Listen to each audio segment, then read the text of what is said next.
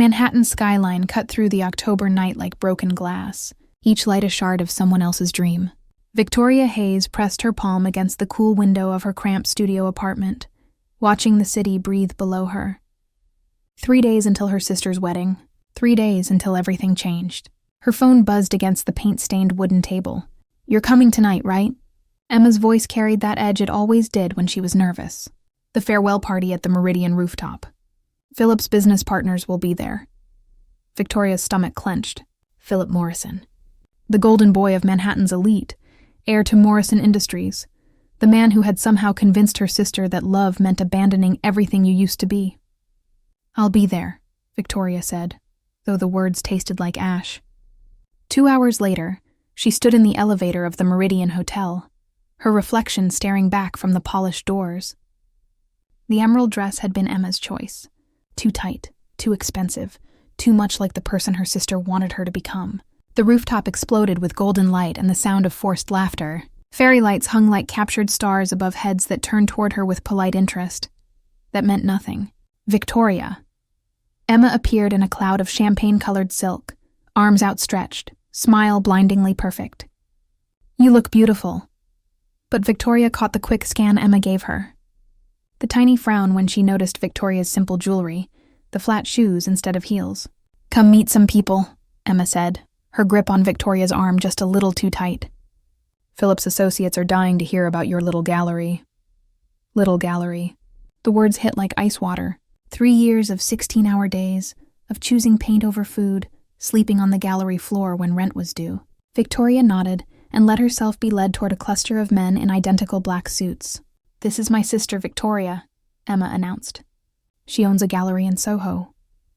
"How charming," one of them said, his smile sharp enough to cut. "And is it profitable?" The question hung in the air like smoke. Victoria felt her face burn, but before she could respond, a commotion near the entrance drew her attention. A man stood with his back to the party, speaking in low tones with the hotel manager.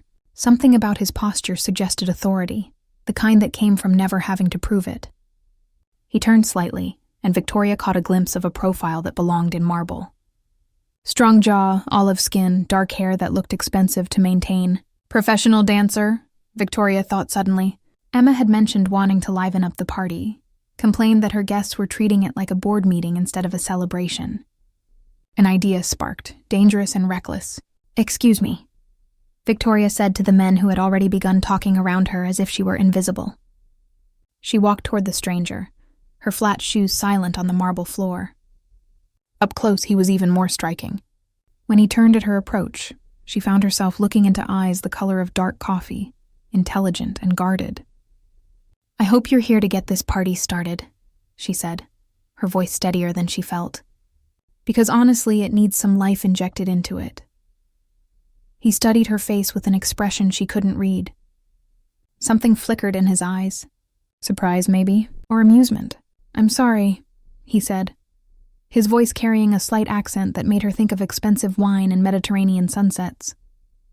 "I think there might be some confusion." "No confusion at all," Victoria replied. "You're here to dance, right? My sister specifically mentioned wanting to liven things up." The man studied her with that calculating look again, as if weighing options she couldn't see. "You want me to dance?" he said slowly. "That's what you're here for, isn't it?" Victoria challenged. "My sister is getting married next week, and this is supposed to be a celebration. But look at these people, treating it like a stockholders' meeting." Something shifted in his expression. The corner of his mouth lifted in what might have been the beginning of a smile. "What kind of dancing did you have in mind?" Victoria hadn't thought that far ahead. She glanced around the rooftop, taking in the space, the music, the fairy lights creating a natural spotlight in the center. "Something that will get people moving," she said. "You're the professional. You tell me." The word professional seemed to spark something in his eyes, but before Victoria could analyze it, he stepped closer. The movement was fluid, confident, and suddenly she was very aware of his presence. "If I'm going to perform," he said quietly, "I'll need a partner." The suggestion hit Victoria like electricity. She had taken dance lessons as a child, but that was years ago. The thought of dancing in front of all these people, especially with a stranger, should have terrified her. Instead, she found herself nodding. "I can manage." He extended his hand with old-fashioned gallantry. The gesture was so elegant that several nearby guests turned to watch. Victoria placed her hand in his, noting the warmth of his skin, the strength in his fingers. "Julian Torres," he said softly, for her ears only. "Victoria Hayes," she replied. "Emma's sister and your dance partner for the evening." Julian led her toward the center of the rooftop, where the fairy lights created a natural stage. The jazz quartet, sensing the moment, shifted into a more upbeat swing number. Julian positioned Victoria with gentle but firm hands, one at her waist, the other holding her hand at the perfect height. When he began to move, Victoria found herself following instinctively. They moved together as if they had been dancing partners for years. Julian led with subtle pressure and gentle guidance, never forcing, always clear in his intentions. The other guests had stopped their conversations to watch. Victoria caught a glimpse of Emma's delighted face, her sister clapping with pure joy. But mostly Victoria was aware only of Julian, the way he moved, the warmth of his hand on her back, the concentrated expression on his face. "You're very good at this," she said breathlessly as he spun her out and drew her back in. "So are you," he replied, and she could hear the smile in his voice. For someone who just volunteered on the spot. They danced through 2 songs, drawing other couples onto the floor. By the time the music slowed, the entire atmosphere of the party had transformed. Julian pulled her close for the final notes, and Victoria became aware of his breath against her temple, the solid warmth of his chest against hers. "Thank you," she said quietly. "You saved this party." "Actually," Julian said, and there was something in his tone that made her look up at him. "I own this hotel." The words hit Victoria like cold water.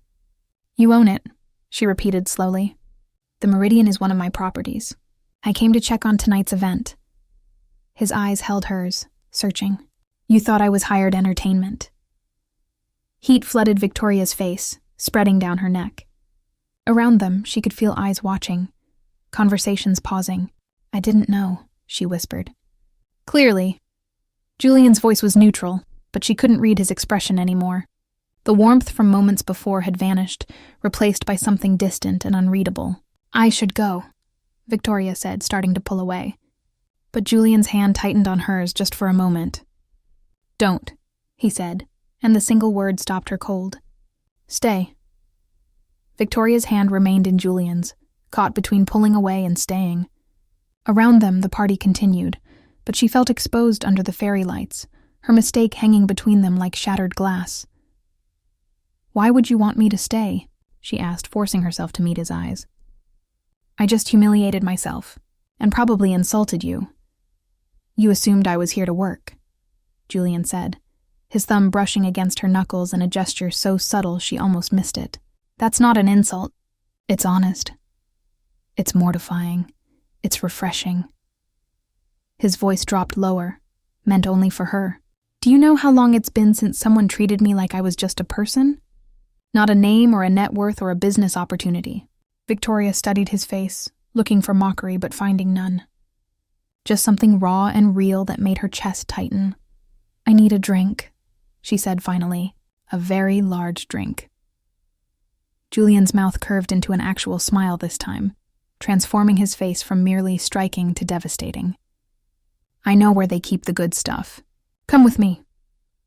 He led her away from the crowd, toward a corner of the rooftop where the lights dimmed and the noise faded. A private bar stood tucked behind a screen of potted palms, unstaffed and intimate. Julian moved behind the bar with practiced ease, pulling out a bottle of amber liquid that looked older than Victoria. "This isn't on the party menu," he said, pouring 2 glasses. "This is the bottle I keep here for nights when I need to remember why I do any of this." "Any of what?" Victoria accepted the glass, their fingers brushing. All of it. The hotels, the businesses, the endless meetings with people who only see dollar signs when they look at me. He raised his glass. "To mistaken identities." "To making a complete fool of myself," Victoria countered, but she clinked her glass against his. The whiskey burned smooth and expensive down her throat. She closed her eyes, letting the warmth spread through her chest. "Your sister is marrying Philip Morrison," Julian said. And it wasn't a question.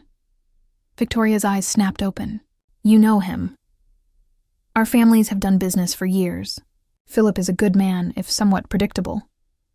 Julian leaned against the bar, studying her. "But you don't approve." It wasn't a question either. Victoria set down her glass harder than she intended. "I don't disapprove of Philip.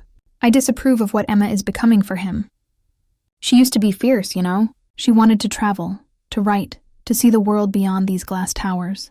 Now she plans charity galas and talks about summer homes in the Hamptons like it's all she ever wanted." "Maybe it is what she wants now," Julian said quietly.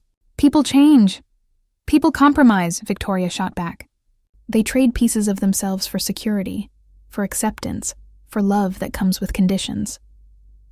The words hung between them, sharper than she'd intended. Julian's expression shifted, something dark crossing his features. "You sound like someone who's been asked to compromise," he said. Victoria thought of Emma's texts, the subtle pressure to close the gallery, to find a real career, to stop embarrassing the family with her stubborn attachment to art that didn't sell. "Every day," she admitted. "Every single day." Julian poured them both another measure of whiskey. The silence between them felt heavy with understanding. "I was engaged once," he said suddenly. 3 years ago, Sophia. She was beautiful, accomplished, came from the right family. Everything was perfect on paper. What happened? I overheard her talking to her mother 2 weeks before the wedding. She said marrying me was like winning the lottery, that it didn't matter if she loved me or not, because the life I could give her was worth any sacrifice. Victoria's breath caught. "Julian, I'm sorry. Don't be. It taught me something valuable." He met her eyes, and the intensity there made her skin prickle. "It taught me that most people in my world would rather have my money than know me. That authentic connection is rarer than any fortune I could build. Is that why you're hiding up here?" Victoria gestured to the private bar, the shadowed corner, instead of mingling with your fellow billionaires. "I came to the party to make an appearance for Philip's sake. 5 minutes of polite conversation, then I planned to disappear." He smiled, but it didn't reach his eyes. "Then a beautiful woman in flat shoes mistook me for the entertainment and asked me to dance." Beautiful. The word settled over Victoria like a touch. "I don't think I've ever been called beautiful by a billionaire before," she said, trying to lighten the moment even as her pulse raced. "Then billionaires are idiots." Julian stepped closer, close enough that she could smell his cologne, something dark and expensive that made her want to lean in. "You're extraordinary, Victoria Hayes.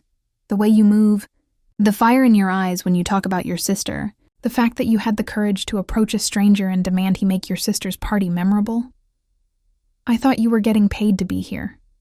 Even so, you saw what this party needed and you made it happen. That takes vision, confidence, the kind of authenticity I haven't seen in years." Victoria's heart hammered against her ribs. She should step back, create distance, remember that this man was part of the world she'd always rejected. But his eyes held hers and she found she couldn't move. "I should get back," she said, the words weak even to her own ears.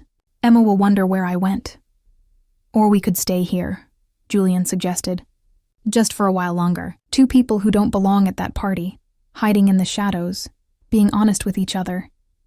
"Is that what we're doing? Being honest?" "I am." Julian's hand came up, his fingers barely brushing her jaw.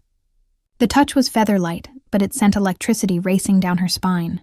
"I'm honestly telling you that I haven't felt this alive in 3 years. That dancing with you felt like remembering how to breathe. That I want to keep talking to you until the sun comes up and this party ends and the real world comes crashing back in." Victoria's breath caught. Every logical part of her brain screamed warnings. He was rich, powerful, part of the world that had tried to swallow Emma whole. Getting close to him was dangerous, but when she looked into his eyes, she didn't see a billionaire or a business empire. She saw a man who'd been hurt, who understood loneliness, who looked at her like she mattered. "One more drink," she heard herself say. "Then I really do have to go back." Julian's smile was slow and genuine.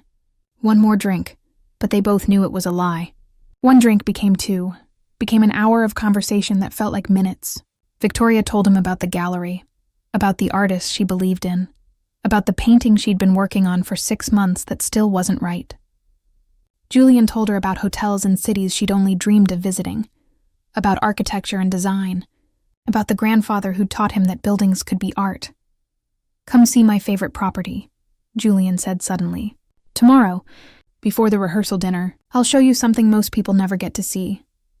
Victoria knew she should say no, knew that whatever was building between them was temporary, a moment stolen from reality. "Yes," she said instead. Julian's eyes lit up, and Victoria realized with a jolt that he'd expected her to refuse, that he'd been bracing for rejection. "I'll pick you up at noon," he said. "Wear comfortable shoes, the real ones, not heels." "I always wear the real ones," Victoria replied, and his laugh was warm and unguarded. When Victoria finally returned to the party, Emma found her immediately. "Where have you been?" her sister demanded. But there was excitement in her voice, not anger. "Everyone's talking about your dance with Julian Torres. Do you know who he is?" "I'm starting to," Victoria said softly. Emma's eyes went wide. "Victoria, he's one of the most eligible bachelors in Manhattan. His family owns half the luxury hotels in North America. If he's interested in you, you need to pursue this." "Emma, stop. It's not like that. It could be. This could change everything for you, for us. The Hayes sisters landing the Morrison and Torres heirs? Mother would be thrilled." The words hit Victoria like ice water. This could change everything. Not because Julian made her feel alive for the first time in years, but because he could elevate their family's status. Because he was a prize to be won, a fortune to be captured. She thought of Sophia, talking about winning the lottery. Thought of Julian's eyes when he'd told that story, the hurt buried under layers of practiced indifference. "I need some air," Victoria said, pulling away from her sister. She found Julian by the railing, looking out over the city. He turned when he heard her approach, and his smile faded when he saw her face. "What happened?" "Emma thinks I should pursue you," Victoria said bluntly. "For your money, your status, your connections. She thinks landing you would change everything for our family." Julian's expression went carefully blank. "And what do you think?" Victoria stepped close to him, close enough to see the wariness in his eyes, the way he was already building walls between them. "I think," she said slowly, "that tomorrow at noon, I'm going to meet you outside my apartment building. I think I'm going to wear my most comfortable shoes and let you show me whatever it is you want to show me. And I think that what happens between us has nothing to do with your money or your family or what anyone else expects." Julian stared at her for a long moment. Then his hand came up, cupping her face with a gentleness that made her breath catch. "I'll be there," he said. The promise hung between them, weighted with possibility and danger. Victoria knew she was stepping off a cliff, knew that falling for Julian Torres could destroy her. But when he looked at her like that, like she was the only real thing in his world, she couldn't bring herself to care. Behind them, someone cleared their throat. Victoria turned to find Philip Morrison standing there, his expression carefully neutral but his eyes sharp. "Julian," Philip said, "I need to speak with you about the Morrison-Torres deal." Something flickered across Julian's face, too fast for Victoria to read. "Now?" Julian asked, his voice cool.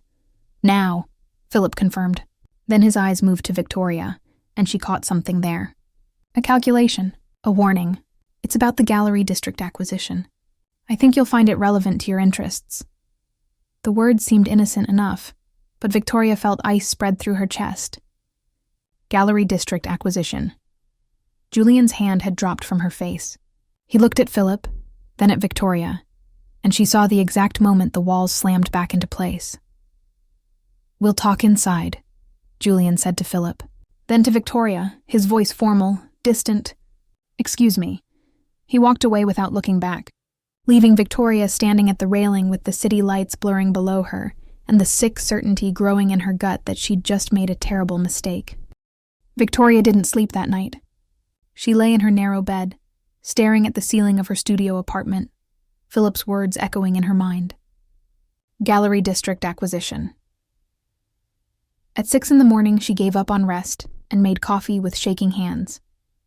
The sun rose over Manhattan, painting her walls in shades of gold that reminded her of the fairy lights, of Julian's hands on her waist, of the way he'd looked at her like she mattered. Gallery District Acquisition. She opened her laptop and started searching. It took 20 minutes to find the buried news article, 3 months old, easy to miss if you weren't looking. Torres Properties and Morrison Industries announced joint venture. The partnership will focus on revitalizing Soho's Gallery District, transforming underperforming commercial spaces into luxury mixed-use developments. The coffee turned to acid in her stomach. Underperforming commercial spaces. That's what they called the galleries like hers. The small businesses that couldn't compete with rising rents. The artists' spaces that made the neighborhood worth visiting in the first place. Her phone buzzed. Julian's name on the screen made her heart lurch. Still on for noon? The text read, "I promise you'll love what I want to show you." Victoria's finger hovered over the keyboard. She should cancel. Should tell him she knew about the deal, that she understood exactly what kind of man he was. Another billionaire who saw art as something to be monetized, neighborhoods as investments, people like her as acceptable losses in the pursuit of profit. Instead, she typed, "I'll be ready," because she needed to hear him say it. Needed to look in his eyes when he explained why he was planning to destroy everything she'd built. At 11:45, she stood outside her building in jeans and her favorite boots, her heart a war drum in her chest. A sleek black car pulled up exactly at noon. Julian stepped out, and the sight of him in casual clothes, dark jeans and a leather jacket, hit her harder than it should have. "You came," he said, and the relief in his voice felt like a knife. "I said I would." Something in her tone made him pause. He studied her face, his expression shifting from pleased to concerned. "What's wrong?" "Nothing," Victoria lied. "Show me this place you're so excited about." Julian opened the car door for her, and she slid into leather seats that probably cost more than her monthly rent. The driver pulled into traffic, heading downtown, and Julian turned to her. "I couldn't stop thinking about what you said last night," he began. "About Emma, about compromise, about people trading pieces of themselves. It made me realize something." Victoria waited, her nails digging into her palms. "I've been doing the same thing," Julian continued. "Building hotels and developments because it's what's expected, what makes sense financially. But I haven't built anything that matters to me in years. Nothing with soul." The car turned onto a familiar street. Victoria's Street. Her stomach dropped. "Where are we going, Julian?" He smiled, oblivious to the ice spreading through her veins. "You'll see." The car stopped in front of a building 2 blocks from her gallery. An old warehouse. Beautiful bones buried under years of neglect. Victoria had walked past it 100 times, dreaming about what it could be. "This is it," Julian said, his voice alive with enthusiasm. "This is what I wanted to show you." They got out of the car, and Julian produced a key, unlocking the heavy door. Inside, light poured through massive windows, illuminating a space that took Victoria's breath away. High ceilings, exposed brick, hardwood floors that needed work but had good bones. "It's incredible," she whispered. Because it was, because even knowing what was coming, she couldn't help but see the potential. "I bought it 6 months ago," Julian said, walking through the space with his hands in his pockets. "I've been trying to figure out what to do with it. Hotels, condos, the usual. But last night, talking to you, I realized what this space wants to be." He turned to face her, and the hope in his eyes made everything worse. "An art center," he said.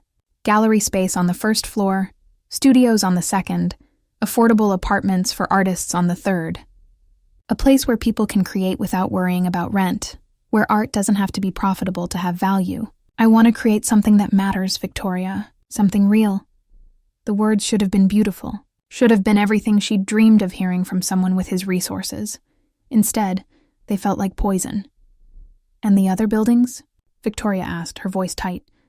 "The ones you and Philip are planning to acquire? The underperforming commercial spaces you're going to revitalize?" Julian's expression froze. "How did you know about that?" "I looked it up.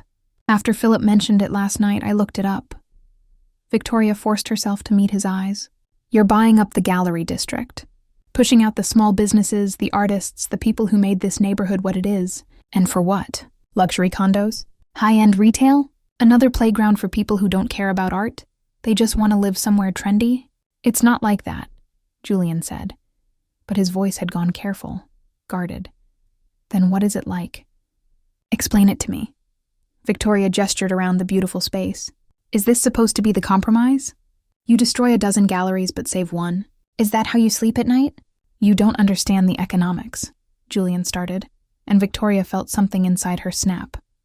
Don't, she said, the words sharp as glass. Don't you dare talk to me about economics. I know exactly how the economics work. I know that small galleries like mine can't compete when property values spike. I know that artists get pushed out to make room for boutiques and wine bars, and people who think buying a painting from a Chelsea gallery makes them cultured. I know all of it, Julian. I've been living it for 3 years. Julian's jaw tightened. Your gallery is safe, Victoria. I checked this morning. Your building isn't part of the acquisition zone. The words hit like a slap. My gallery is safe, she repeated slowly. Is that supposed to make me feel better? That you've carved out an exception for me while you destroy everyone else? That's not what I meant. Then what did you mean? That I should be grateful? That I should look the other way while you and Philip tear apart this neighborhood because at least my little gallery will survive? Victoria's voice was rising, years of frustration and fear bleeding into anger.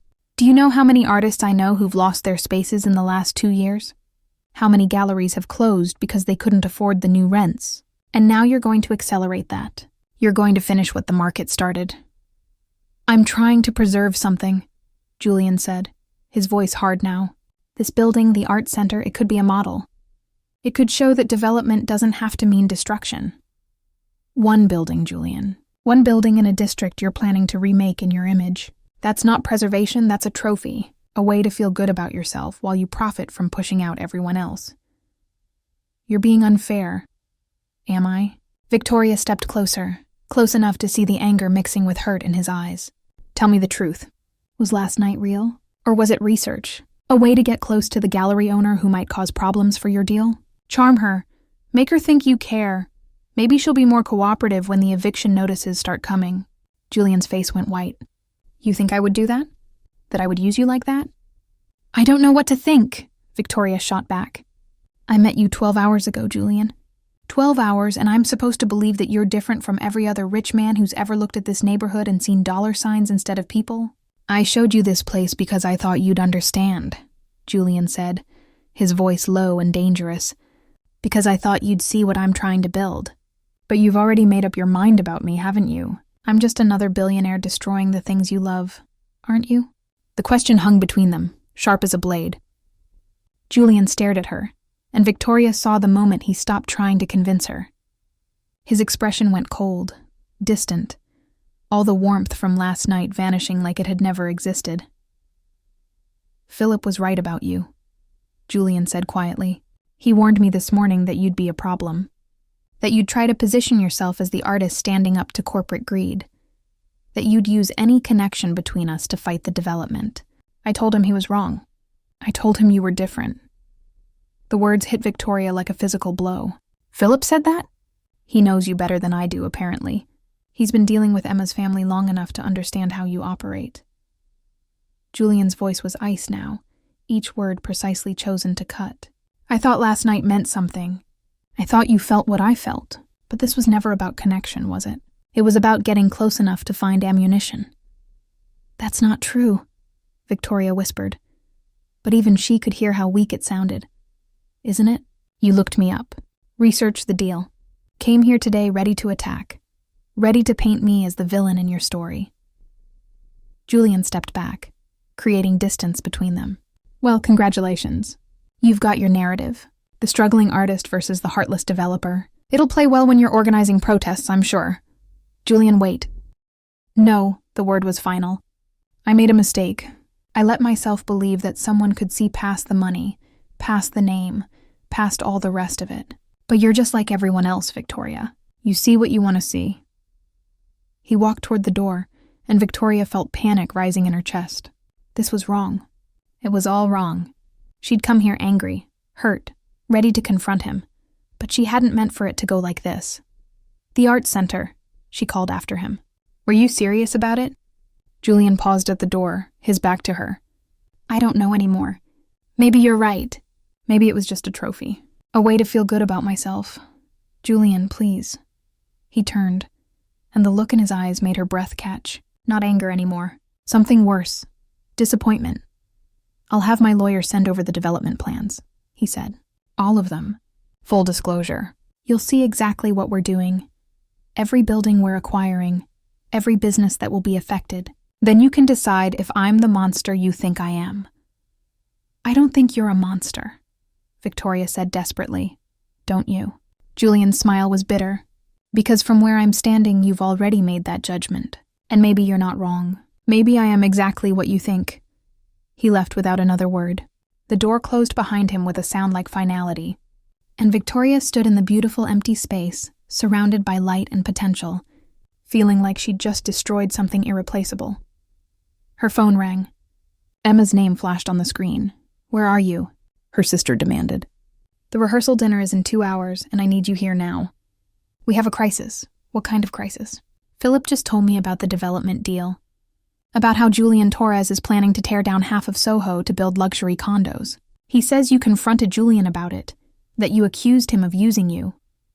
Emma's voice was shrill with panic. Do you have any idea what you've done? You've insulted one of Philip's most important business partners right before our wedding. You've put me in an impossible position. Victoria closed her eyes. Emma, I'm sorry, but you don't understand what they're planning. I understand that you put your little crusade ahead of your family, Emma snapped. Again, you're always doing this, Victoria. Always choosing your art, your principles, your pride over the people who actually love you. That's not fair, isn't it? Mother is furious. Philip is trying to do damage control, and I'm supposed to get married in 2 days while my sister has declared war on my husband's business partner. Emma's voice cracked. Why can't you just once think about someone other than yourself? The accusation hit Victoria like a punch. She thought about Julian's eyes, about the hope in his voice when he'd shown her the warehouse, about how quickly it had all fallen apart.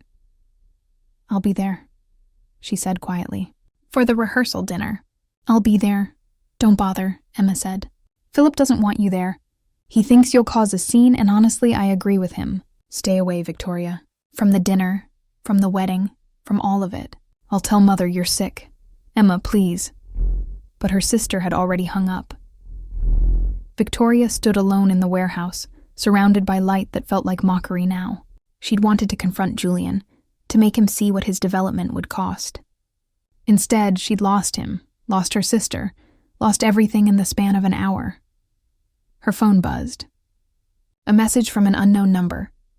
The development plans, as promised. Look at Section 7, Building 3B. Then decide who the real villain is. JT Victoria's hands shook as she opened the attachment.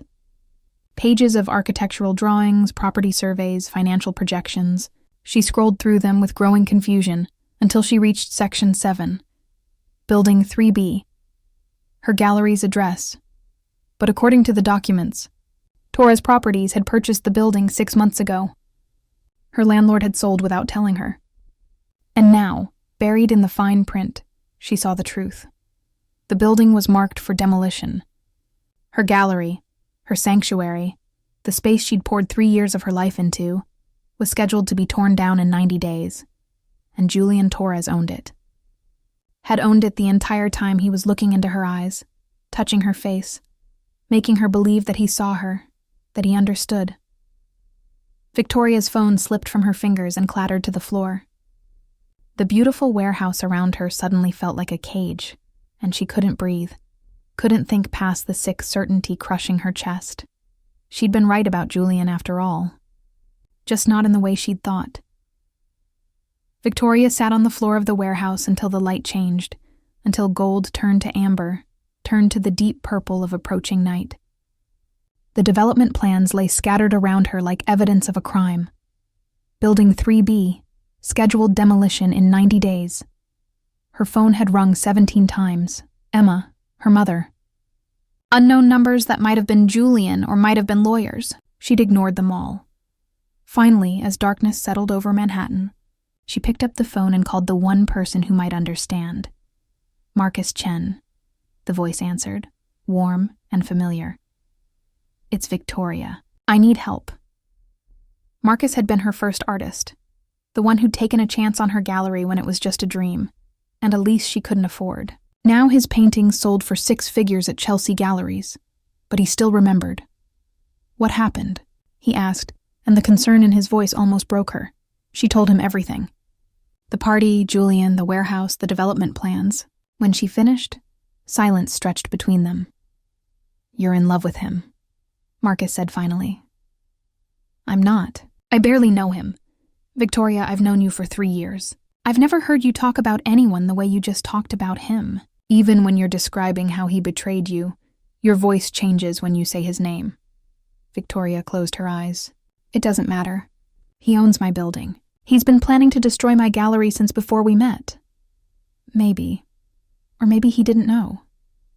Marcus paused. "Torres Properties owns hundreds of buildings. Is it possible he didn't realize yours was one of them until after?" The question planted a seed of doubt. Victoria thought about Julian's face when she'd accused him, the genuine hurt in his eyes. "I don't know," she whispered. "Then find out, before you lose something that might actually matter." After they hung up, Victoria sat in the darkness and forced herself to think past the hurt. Julian had sent her the plans himself. If he'd wanted to hide his ownership of her building, why reveal it? Why not let her find out when the eviction notice came, unless he hadn't known? Victoria pulled out her laptop and started digging. It took hours, but she found it buried in property records. Torres Properties had acquired her building as part of a portfolio purchase, 12 properties bought from a real estate investment trust. The transaction was handled by a subsidiary, the kind of bulk deal that probably never crossed Julian's desk, but the demolition order had been filed 2 weeks ago. Julian's signature was on the approval, so he'd known. Maybe not when they met. But he'd known before he'd sent her those plans. He'd known and he'd told her anyway. Why? Her phone buzzed. Not a call this time, but a text from Julian. "I'm at your gallery. I need to explain. Please." Victoria stared at the message, her heart pounding. She should ignore it. Should let him stand there waiting. Let him feel a fraction of what she'd felt reading those plans. Instead, she grabbed her jacket and ran. The streets of Soho were alive with Saturday night crowds, but Victoria barely noticed. She reached her gallery in 15 minutes, breathless, and found Julian standing in front of the darkened windows, his hands in his pockets, his shoulders tense. He turned when he heard her footsteps. In the streetlight, he looked exhausted, shadows under his eyes that hadn't been there yesterday. "You came," he said, and the relief in his voice was palpable. "You're on my property," Victoria replied, her voice harder than she felt. "Technically your property, I guess." Julian flinched. "Can we talk inside?" Victoria unlocked the door, and they stepped into the gallery together. She didn't turn on the lights. The street glow filtering through the windows was enough to see by, enough to catch the paintings on the walls, the careful curation she'd built over 3 years. "I didn't know," Julian said immediately. "When we met, when we danced, when I showed you the warehouse, I didn't know this building was part of the acquisition. I swear to you, Victoria, I didn't know. But you knew when you sent me those plans," Victoria said. "Your signature was on the demolition order." "Yes." Julian's voice was rough. "I found out yesterday morning. Philip told me during our meeting, the one he interrupted us for. He thought it was funny. The irony of me falling for someone whose livelihood I was about to destroy." Victoria's breath caught. "Falling for?" Julian met her eyes, and the naked vulnerability there made her chest ache. "I haven't been able to stop thinking about you since the moment you asked me to dance. Every minute we spent talking felt like coming alive after years of sleepwalking. And then I found out about the building, about the demolition order I'd signed without even reading the address, and I realized I'd already hurt you in the worst possible way. So you sent me the plans." "I sent you the plans because you deserved to know the truth. All of it. Even if it meant you'd hate me." Julian stepped closer, close enough that she could see the pain in his eyes. "I could have hidden it, Victoria. I could have moved the demolition timeline, sold the building to a shell company, made it look like someone else was responsible. But I couldn't lie to you, not even to protect myself." Victoria wanted to hold on to her anger, her sense of betrayal. But standing here in the gallery she'd built, looking at the man who'd made her feel seen for the first time in years, she couldn't find the strength. "What happens now?" she asked quietly. "That's why I'm here." Julian pulled a folder from his jacket. "I had my lawyers working all day. These are the papers to transfer this building to you. Full ownership, no strings attached. Your gallery is safe. Victoria stared at the folder like it was a snake. I don't want your charity. It's not charity. It's an apology, and it's removing myself from a conflict of interest. Julian set the folder on her desk. The development deal with Philip is complicated. There are investors, contracts, timelines. I can't just walk away from it without destroying relationships that took years to build. But I can make sure you're protected. Just me? What about the other galleries? The other artists? Julian's jaw tightened. I'm working on that. The art center I showed you, that's real. I'm putting it in a trust, making it permanent. And I'm pushing for preservation clauses in the development contract. Spaces reserved for existing small businesses. Caps on rent increases. It's not perfect, Victoria. It won't save everyone. But it's better than what Philip wanted, which was total redevelopment. Tear everything down and rebuild from scratch. I've been fighting him for months on it. Julian ran a hand through his hair, and Victoria noticed how disheveled he looked. So different from the polished man at the party. That's what last night was about before you walked up to me. The hotel manager was telling me Philip wanted to pull out of the project unless I agreed to his terms. And I was about to give in because I was tired and it wasn't worth the fight. What changed? You did. Julian's eyes found hers. You reminded me why any of this matters. Why I started building things in the first place. Not to make money or impress people or live up to my family's legacy, but to create something worth creating. Something with soul. Victoria's hands trembled. She wanted to believe him. Wanted to trust that this was real and not another manipulation. But the hurt was too fresh, too raw. I can't be the reason you change your business practices, she said. That's too much pressure. What happens when I disappoint you? When I'm not the inspiration you thought I was? Do you go back to Philip's way? You're not hearing me, Julian said, frustration creeping into his voice. This isn't about you saving me or fixing me or being my manic pixie dream girl. This is about me remembering who I wanted to be before the world told me that wanting to create something meaningful was naive. You didn't change me, Victoria. You reminded me, and tomorrow, next week, when the excitement of our meet-cute wears off and you're back in board meetings defending profit margins, then I'll remember this moment, Julian said quietly. I'll remember standing in your gallery, seeing what you built with nothing but determination and faith, and I'll ask myself if what I'm building has half as much integrity. Victoria closed her eyes. She thought about Emma's voice on the phone, about being accused of always choosing her art over her family. Thought about Marcus saying she was in love with a man she barely knew. Thought about Julian's signature on a demolition order, and his eyes when he told her about Sophia. I need time, she said finally. I need to think about all of this without you standing in front of me making it impossible to think straight. I understand. Julian moved toward the door, then paused. The development plans go to City Council for approval in 2 weeks. There's going to be a public hearing. If you want to fight this, that's your chance. I won't stop you. I won't use our connection to silence you. Whatever you decide to do, I'll respect it. Even if I destroy your deal with Philip? Even then. Julian's hand rested on the door handle.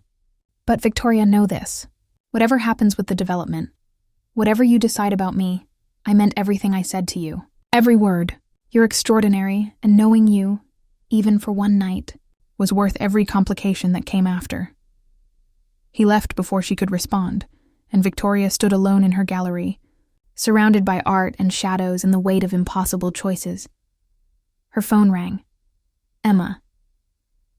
Victoria answered, bracing for another fight. I'm sorry, Emma said instead, her voice small. Philip told me the truth. About the building, about the timeline, about all of it. He said you didn't know when you confronted Julian, that you were just trying to protect your gallery. Emma, I'm sorry too. About the rehearsal dinner, about putting you in a bad position. Philip uninvited you because Julian asked him to. Emma continued as if Victoria hadn't spoken. Julian told Philip that having you there would be too painful for both of you, that it would ruin my night. He was trying to protect me. And you, Victoria's throat tightened. He did? He also convinced Philip to change the development plans. They had a huge fight about it, apparently. Julian threatened to pull his funding if Philip didn't agree to preservation clauses and affordable spaces. Emma paused. Victoria, I think he's in love with you. He can't be. We barely know each other. I barely knew Philip before I fell in love with him. 3 months from first date to engaged. Mother thought I was insane. Emma laughed softly. Maybe the Hayes sisters just fall fast and hard. Victoria thought about Julian's eyes, about dancing under fairy lights, about the way he'd looked at her like she was the answer to a question he'd been asking his whole life. I think I might have ruined it, she whispered. I accused him of using me, of being like everyone else who only sees profit in this neighborhood. I didn't give him a chance to explain. So fix it, Emma said simply. Tomorrow, at my wedding, he'll be there. Talk to him. Fight for this, Victoria. Fight for something other than your gallery for once. After they hung up, Victoria picked up the folder Julian had left. Inside were the property transfer papers, just as he'd said. But tucked between them was a note in handwriting she recognized from the text messages. You ask me what I see when I look at you. I see someone brave enough to approach a stranger and demand he make magic happen. Someone passionate enough to build a dream with nothing but determination. Someone real enough to call me out when I'm wrong. I see the woman I want to keep getting to know if you'll let me, but I also see someone who deserves better than a man whose business dealings hurt the things she loves. So I'm giving you a choice, and I'll respect whatever you decide. The building is yours either way. No conditions. I just wanted you to know that meeting you changed everything. You changed everything. Victoria read the note 3 times, then pressed it to her chest and let herself cry. For the gallery she'd almost lost, for the man she'd pushed away, for the impossible tangle of love and money and principles that had no easy answers. But as she stood there in the darkness, surrounded by art that told stories of human complexity and moral ambiguity, Victoria realized something. Julian wasn't asking her to choose between her principles and her heart. He was asking her to believe that both could exist in the same space. That caring about him didn't mean abandoning everything she believed in. And maybe, just maybe, loving someone complicated was braver than loving someone perfect. Victoria pulled out her phone and typed a message before she could overthink it. I'll see you at the wedding tomorrow. We need to talk. Really talk. The response came seconds later. I'll be there. I'll be waiting. Victoria looked around her gallery one last time that night, at the paintings that had sustained her through 3 years of struggle, at the space that Julian had just given back to her, at the life she'd built alone. Then she locked the door and walked home through the Manhattan night, her heart full of fear and hope in equal measure, ready to face whatever came next. The wedding took place in a garden that existed only because someone with too much money had decided Central Park wasn't exclusive enough. White roses climbed trellises that had been installed that morning and would be gone by nightfall. Champagne fountains sparkled in the October sun. Everything was perfect and temporary and expensive. Victoria stood at the edge of the gathering, watching Emma glow in a dress that cost more than a year of Victoria's rent. Philip stood beside her sister, handsome and proud, and Victoria tried to feel the anger she'd carried for months. Instead, she just felt tired. You came. Julian's voice sent electricity down her spine. She turned to find him in a suit that made him look like he belonged in a museum, all sharp lines and careful elegance. But his eyes were uncertain, vulnerable in a way that made her chest ache. I promised I would, Victoria said. Can we walk? She nodded and they moved away from the crowd, following a path that led deeper into the private garden. The sounds of the wedding faded behind them, replaced by birdsong and the distant hum of the city. I read your note, Victoria said when they were alone. About 50 times, and I'm terrified. The words came out raw, honest. I'm terrified that I'm going to fall in love with you and then watch you become someone I can't respect. I'm terrified that your world will swallow mine whole. I'm terrified that in a year, I'll be just like Emma, planning charity galas and pretending that's enough. Julian stopped walking. Do you think that's what happened to Emma? That Philip changed her? I don't know anymore, Victoria admitted. She seems happy. Really happy. Maybe I was wrong about what she gave up. Maybe she just chose something different. And what do you choose? Julian asked quietly. When you look at me, at everything I represent, what do you choose? Victoria turned to face him fully. In the dappled sunlight filtering through leaves, he looked almost unreal, too perfect to be standing here asking her questions that had no easy answers. I choose to be honest, she said. I hate what you do, Julian. I hate that you and Philip are going to transform Soho into something sanitized and safe and profitable. I hate that small businesses will close, that artists will be pushed out, that the neighborhood I love will become just another playground for people with money." Julian's expression didn't change, but she saw him brace as if for a blow. "But I also see that you're trying," Victoria continued. "The art center, the preservation clauses, the affordable spaces. It's not enough. It won't save everyone. But it's more than Philip would have done alone, and I think maybe if I walk away from you, if I choose moral purity over moral complexity, I lose any influence I might have had." "That's a terrible reason to be with someone," Julian said, but his voice was gentle. "Staying with me because you think you can change me. I don't want to change you." Victoria stepped closer, close enough to see the gold flecks in his dark eyes. "I want to challenge you. I want to be the voice in your head asking if what you're building has integrity. I want to fight with you about every development deal and force you to justify every decision. I want to make your life complicated and difficult and uncomfortable." Something shifted in Julian's expression. Not quite a smile, but close. "And I want you to challenge me right back," Victoria said. "I want you to call me out when I'm being self-righteous. When I'm so focused on principles that I forget about people. When I'm treating my art like it's more important than everything else in my life." "Emma said that to you," Julian guessed. Emma was right. "I've been so afraid of becoming her that I've been judging her for making choices I didn't understand." Maybe she didn't give up parts of herself. Maybe she just grew into someone new. Julian reached out slowly, giving her time to pull away. When she didn't, his hand cupped her face with the same gentleness he'd shown on the rooftop. "I want to know you," he said. "Not the idea of you, not the artist or the sister or the moral compass. I want to know the real Victoria Hayes, the one who's messy and complicated and probably going to drive me insane." "I am going to drive you insane," Victoria confirmed. "I'm going to protest your developments. I'm going to organize the artist you're displacing. I'm going to be a thorn in your side at every city council meeting. I know. Your business partners are going to hate me. They already do." Julian's thumb brushed her cheekbone. "Philip warned me again this morning. Said getting involved with you would be professional suicide, that you'd use our relationship to undermine every project I touch. He might be right. He's definitely right." Julian smiled, and it was real this time, warm and unguarded. "But I've spent 3 years playing it safe, Victoria. 3 years building walls and keeping people at arm's length and making decisions based on what made sense financially instead of what felt right. I don't want to do that anymore. What do you want?" Julian leaned closer, his forehead almost touching hers. "I want to take you to dinner at a place that doesn't require reservations 6 months in advance. I want to argue with you about architecture and art and what makes a space matter. I want to watch you work in your gallery and understand what you see in paintings I'll probably never fully appreciate. I want to introduce you to my mother and watch her realize that I'm finally interested in someone real instead of someone appropriate." Victoria's breath caught. "Your mother is going to hate me too." "Probably." Julian's voice dropped lower, intimate. "But she'll respect you. And eventually she'll love you because I'm going to love you, Victoria. I'm already halfway there, and we've known each other for 3 days. That should terrify me, but instead it feels like the first honest thing I've done in years. Julian." His name came out shaky.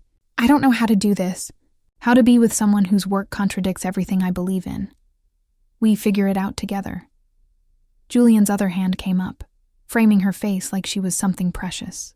"We fight and we compromise and we hold each other accountable. We build something better than what either of us could do alone. And when I protest your next development, when I'm standing outside your building with signs and reporters, then I'll know you're staying true to yourself," Julian said simply. "And I'll make sure you have coffee and a permit and anything else you need to make your voice heard, because that's who you are, Victoria. And I don't want you to be anyone else." Victoria felt tears prick her eyes. She'd expected him to ask her to soften, to compromise, to choose him over her principles. Instead, he was giving her permission to stay exactly who she was. "This is crazy," she whispered. "Completely insane," Julian agreed. "We're going to hurt each other. Probably. People are going to say I'm using you, or that you're trying to silence me by dating me." "Let them talk." Julian's smile was soft, understanding. We'll know the truth. That's what matters. Victoria thought about Emma, glowing in her wedding dress, choosing a life Victoria had judged without understanding. Thought about Marcus saying she was in love. Thought about standing alone in her gallery, surrounded by art that told stories of human complexity and moral ambiguity. Maybe love wasn't about finding someone perfect. Maybe it was about finding someone worth the complications. Okay, she said finally. Let's try this. Let's see if we can build something better together. Julian's relief was visible, a tension leaving his shoulders that she hadn't realized he'd been carrying. Yeah? Yeah. Victoria rose on her toes, closing the last distance between them. But I'm going to make your life very difficult. Julian Torres. I'm counting on it, he said, and kissed her. The kiss was soft at first, tentative, both of them learning the shape of this new thing between them. Then Julian's arms came around her waist, pulling her closer, and Victoria let herself sink into the moment. Let herself feel without analyzing, trust without guarantees, hope without protection. When they broke apart, Julian rested his forehead against hers, both of them breathing hard. We should get back, Victoria said reluctantly, before Emma sends a search party. One more minute, Julian held her tighter. I want to remember this, the moment before the complications start, when it was just us, choosing each other. Victoria closed her eyes and breathed him in, memorizing the feeling of his arms around her, the steady beat of his heart against her chest, the impossible rightness of this moment. The complications already started, she reminded him. 3 days ago when I mistook you for hired entertainment. Julian laughed, the sound warm and genuine. Best mistake of my life. They walked back to the wedding hand in hand, and Victoria felt the eyes tracking them, felt the whispers starting. Philip looked disapproving. Victoria's mother looked stunned. But Emma caught her eye from across the garden and smiled, a real smile full of understanding and hope. The reception blurred past in champagne toasts and careful conversations with Julian's business associates, who clearly didn't know what to make of her. Victoria fielded questions about her gallery with the same honesty she'd promised Julian. No, it wasn't profitable yet. Yes, she'd heard about the development deal. No, she wasn't happy about it. And yes, she was dating the man responsible. You're brave, one older woman said, studying Victoria with sharp eyes. Or possibly insane. Both, Victoria replied, and the woman laughed. Julian appeared at her elbow, his hand finding the small of her back with easy familiarity. Dance with me? Again? People will talk. Let them. Julian led her to the dance floor where other couples swayed to music that was expensive and forgettable. But when he pulled her close, when they found that same rhythm they'd discovered on the rooftop, everything else faded away. I'm going to the city council meeting, Victoria said quietly, her mouth near his ear. In 2 weeks. I'm going to speak against parts of your development plan. I know. Julian's hand tightened on her waist. I'll be there, listening. And afterward? Afterward, I'll take you to dinner and we'll argue about everything you said. Julian pulled back just enough to meet her eyes. And then we'll go home and figure out how to make this work. Home.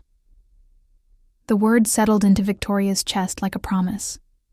The music changed, something slower, more intimate.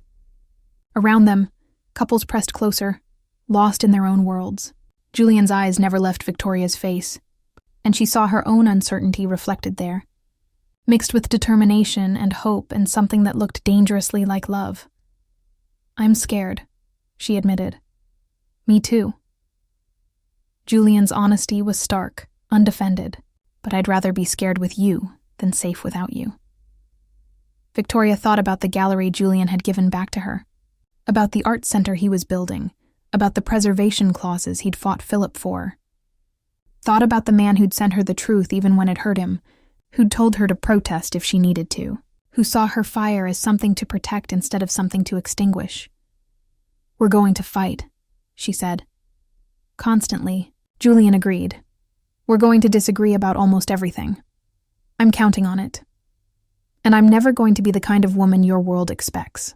I'm never going to fit in at your business dinners or charity galas or board meetings. Good. Julian smiled, and it transformed his face into something beautiful and real. Because I don't want you to fit in. I want you to shake things up. I want you to make me uncomfortable and force me to be better and remind me why any of this matters. Victoria felt something in her chest crack open. Some wall she'd been building since she was young enough to believe that caring about art made her impractical and choosing passion over profit made her naive. I think, she said slowly, that I could love you, if we don't destroy each other first. I think, Julian replied, that we're going to destroy each other and love each other and build each other back up again. That's what this is going to be. Messy and complicated and probably impossible, but real. The song ended, but they kept swaying, lost in their own rhythm, their own world. Around them, the wedding reception continued, full of people who would never understand what they were choosing. But Victoria didn't need them to understand. She just needed this moment, this man, this impossible, complicated choice that felt more right than anything safe ever had. Take me home, she said. Show me what we're building. Julian's smile was answer enough. They left the reception hand in hand, walking away from the perfect wedding toward something messy and real and theirs. The Manhattan skyline rose before them, no longer broken glass but possibility, each light a dream they might actually build together.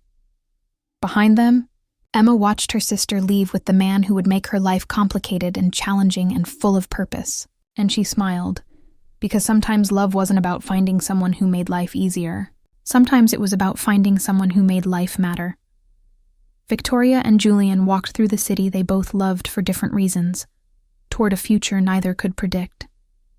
They would fight about developments and protests and principles. They would hurt each other and challenge each other and push each other to be better. But they would do it together, building something better than what either could create alone. Not perfect, not easy, but real. And in a city built on dreams and compromises, and the constant tension between what is and what could be, that was enough. The end.